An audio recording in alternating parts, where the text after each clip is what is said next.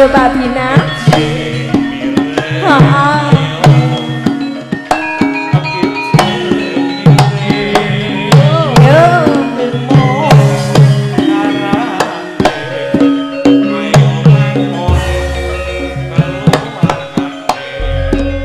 Ayo Mas, ijing miring.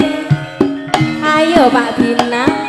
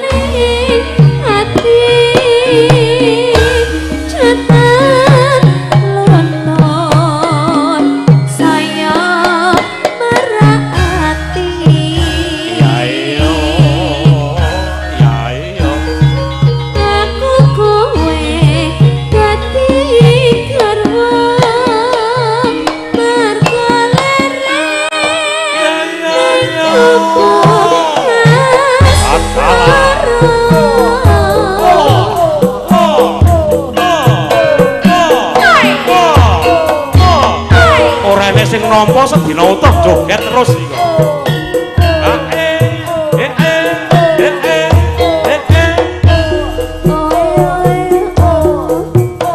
Ayo dicedhaki wong ayu.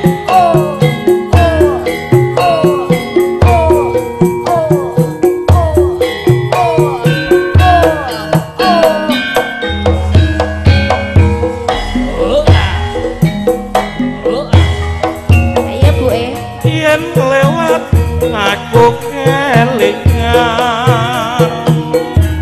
pupuk kae biyen tak golek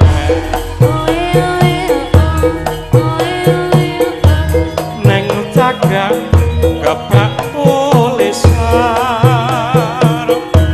warna abang ono isih sayang wangayu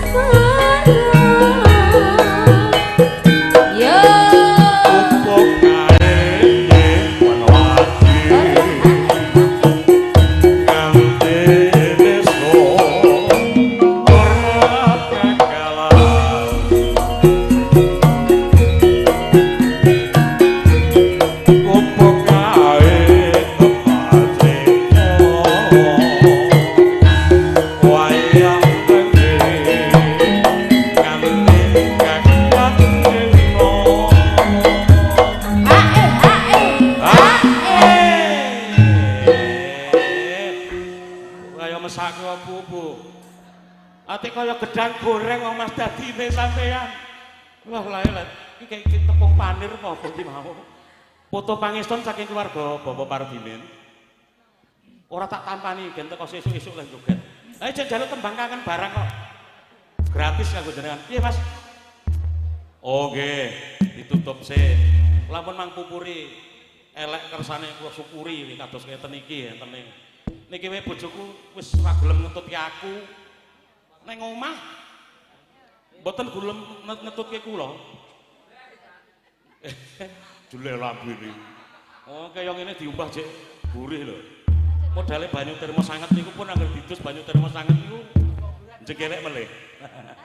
Lanjut ya. Catatan sajrone ati.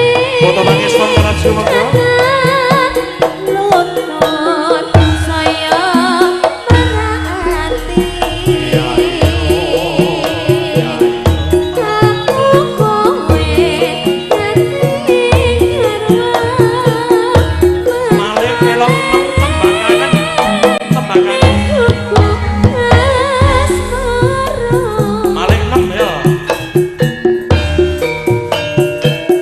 Nuruti Kang Mas Yono kembangnya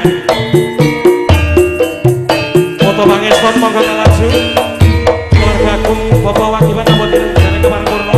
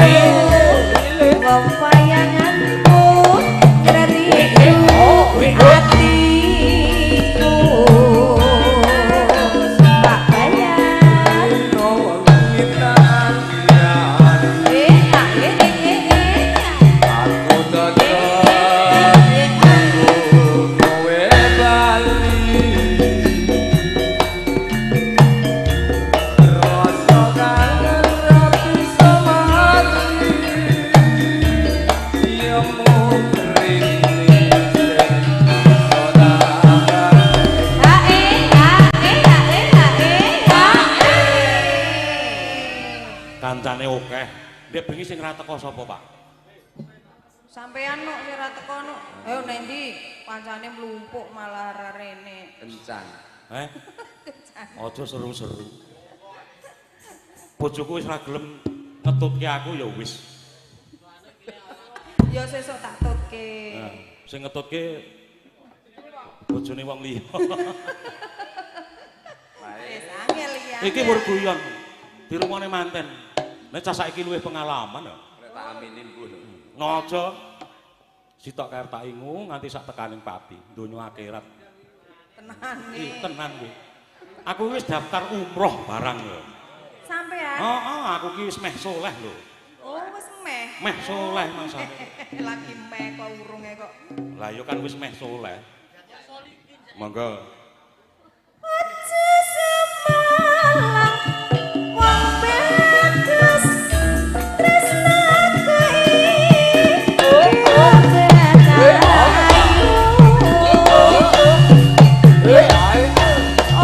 ora suwe aku beni bisa sumanding ana ing sisihmu.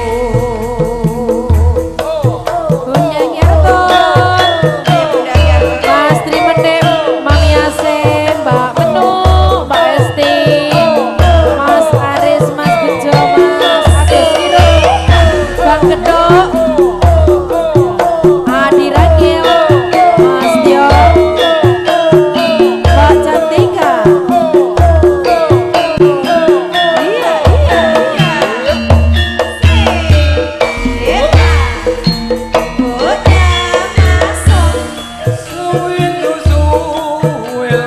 Yo, Mas Teguh, Mama Yangga.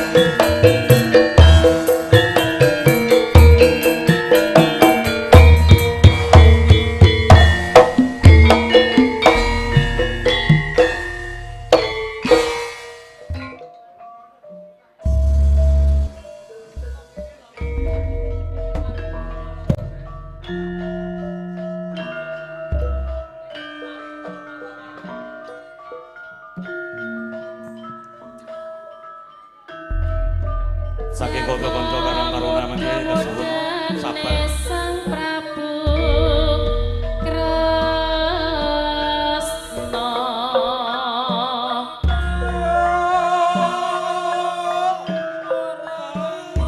mumpung ana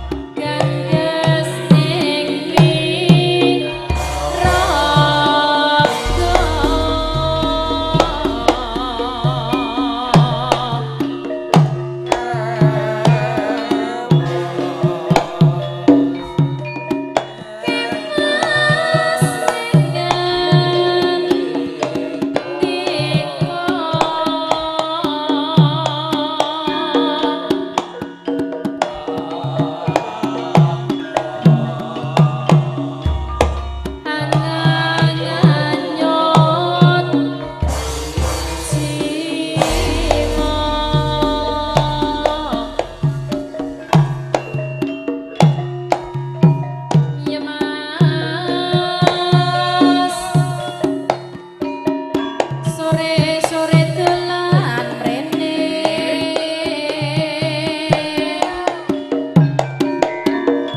Ya, munggahke suwe ora jamu.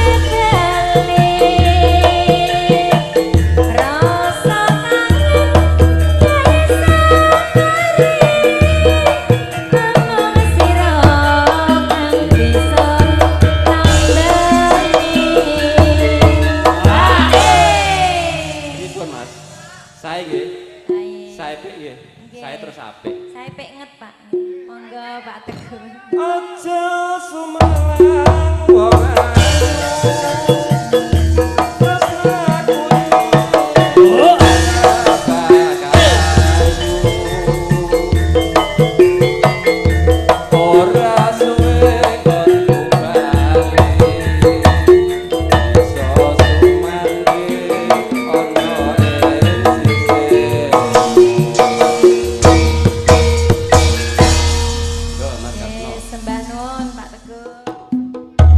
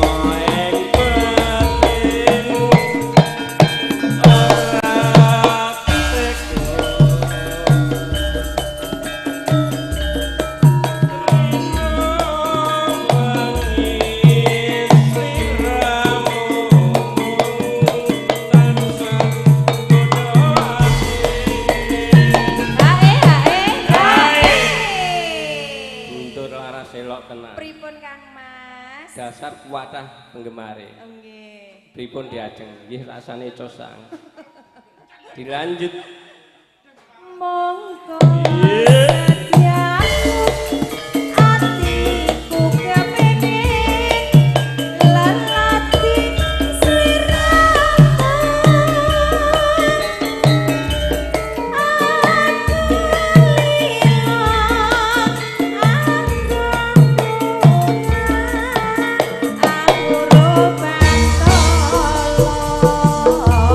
Kenaryo miyos sepine wonten grup mugi ndadosaken regenge wonten grup panjenengan sedaya. Makasih sesarengan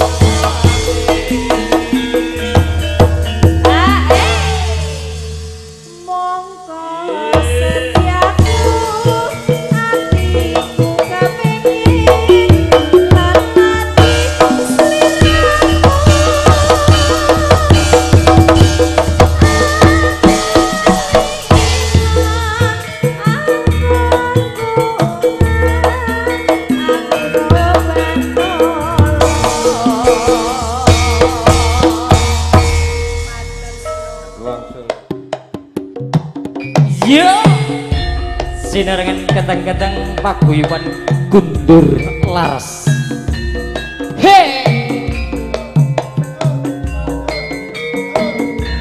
Oke kantor penjelanipun Bopo Wangi Ulujeng laras ulujeng tenegan kanthi mardu partikane pekane.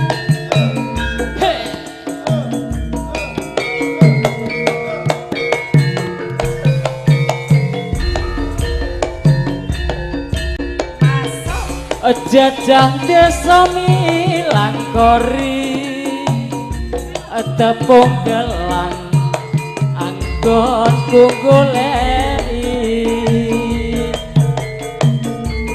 munggah gunung mudhun jurang bebasane mung kedarang-darang.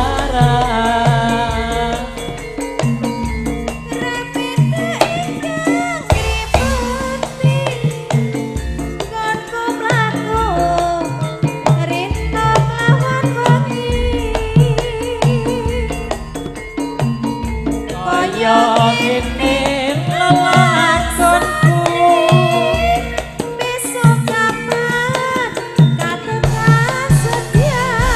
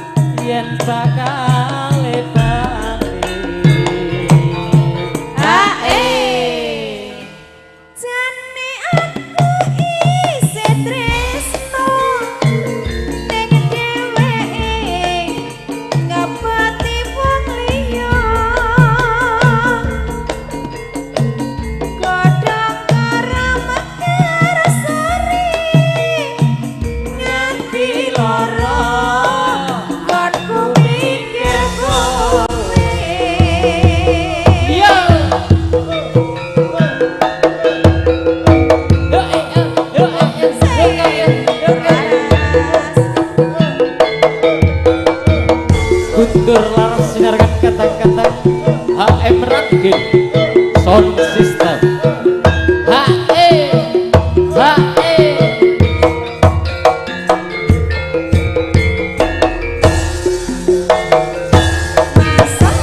Jajah desa ngilang kori tepung kelang anggonku goleki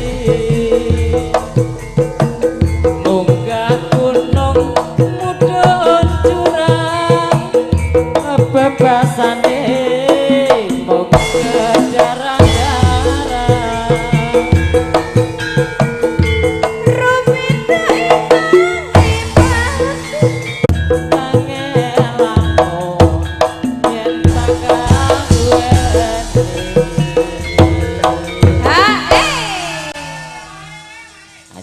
mungkin katur dulur-dulur wonten ing papan pundi panggonan Nggih. saged mirsani lumantar live streaming video syuting Kansa nggih saking alas tuwa nggih Mas nggih yo Jane aku isih tresno ning kene dapati liya padha karo mekar sore nganti ora aku mikir kowe yo mari minggu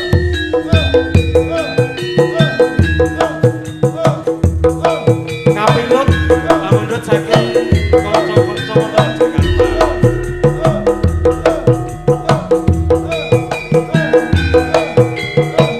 Iya, Pak Nana.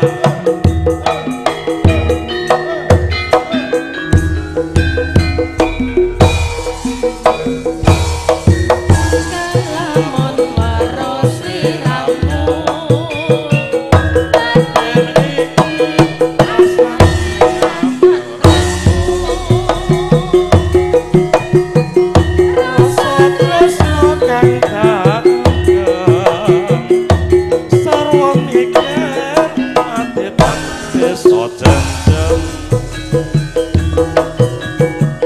Kaya ora bisa ngucati Rina wengi tansah ngerucut ati Nanging aku mati bloko Pungkasane teman loro tresno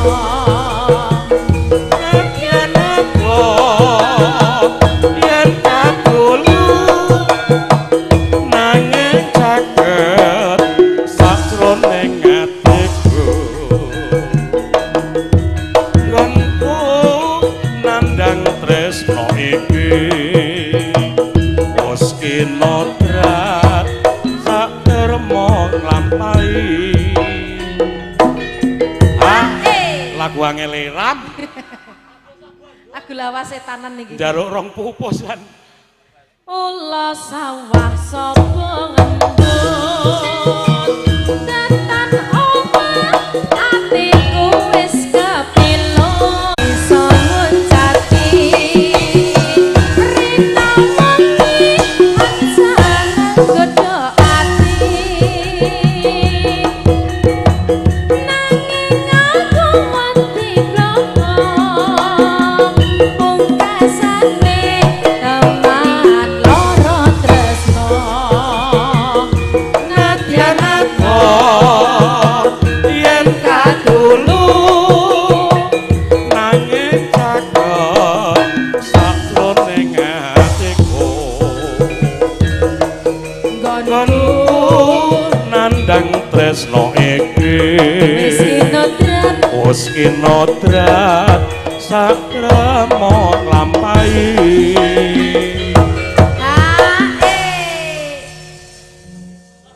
Ula sawah sapa ngendut Tetan omah atiku wis kepilut Sae bunga rasaku lamun bisa cecaketan sliramu Kuwi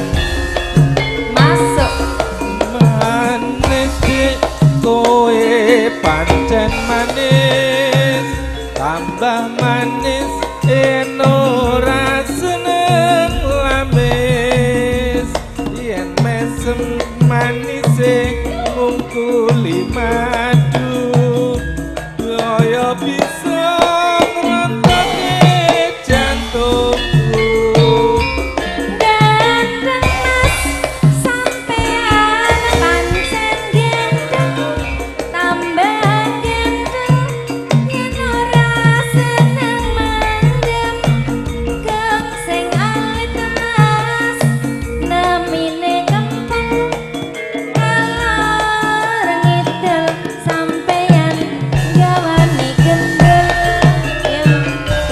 kembang melati dironce-ronce setengah mati